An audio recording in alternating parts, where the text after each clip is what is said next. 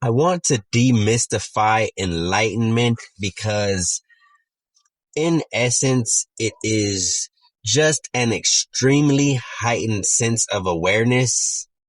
And the more esoteric or the real question is, how do you achieve these heightened states of awareness? And everybody is different and everybody achieves it in different ways. But I believe everybody goes through it throughout their life, or at some point, at least before they die, or even at the time of their death. It is basically a flood of chemicals that is released through the cerebral spinal fluid, and it releases vital energy throughout the body, basically in the blood, and allows memory. And the memory doesn't always go to you in your brain and your conscious thoughts. It goes to your body and allows your body to absorb what the environment is telling it. And this is what allows brain and heart coherence.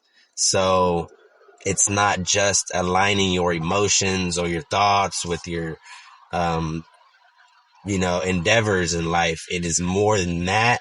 And it is on a parasympathetic, level or understanding. It is almost like breathing and blinking, but you can achieve these levels by listening to the body, by going deep into the mind, into the spirit, into the breath, and follow your heart, follow your intuitions.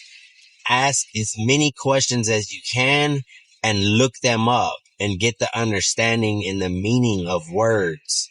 So on the other side of fear is knowledge. Okay.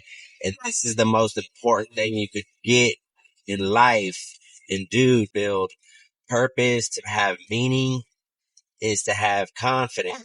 Enlightenment is the best thing any religion can offer, and it is, I believe, everyone's purpose in life to experience, to overcome, and a lot of these other topics are a part of it. So if you might go through a midlife crisis, or you might go through a near-death experience, I talk about these quite often.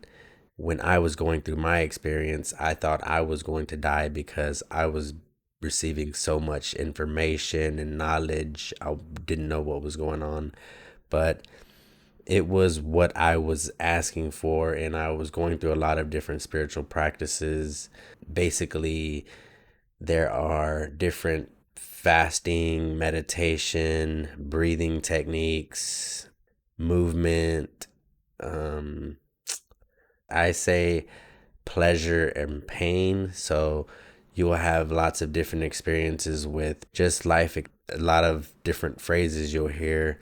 One of them is connecting the dots. So you'll notice throughout life there's different events that happen, and then pretty much everything in life is a small event that our body holds on to, and you can kind of eventually connect all the dots. And a lot of movies were made about how your life can flash before your eyes, or you might be able to travel into the past and change the future.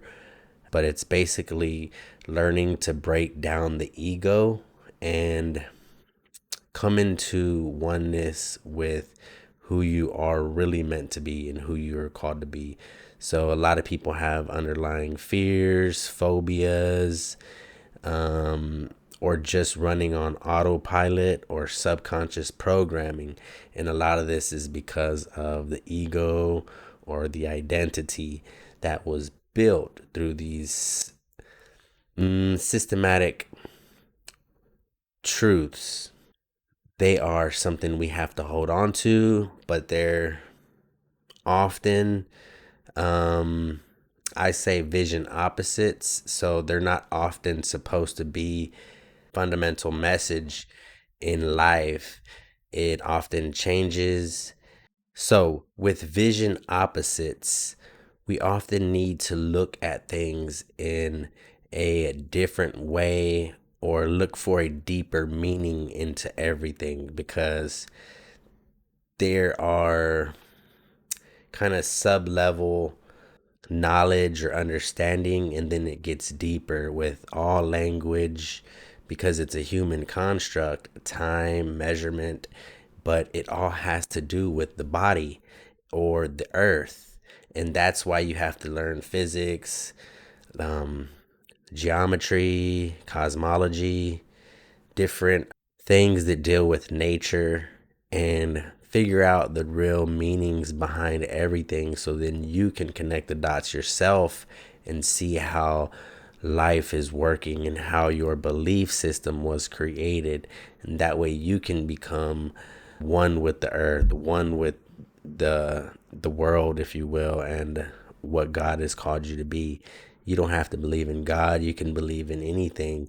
It's just believe in yourself, believe in something greater than your title, your identity.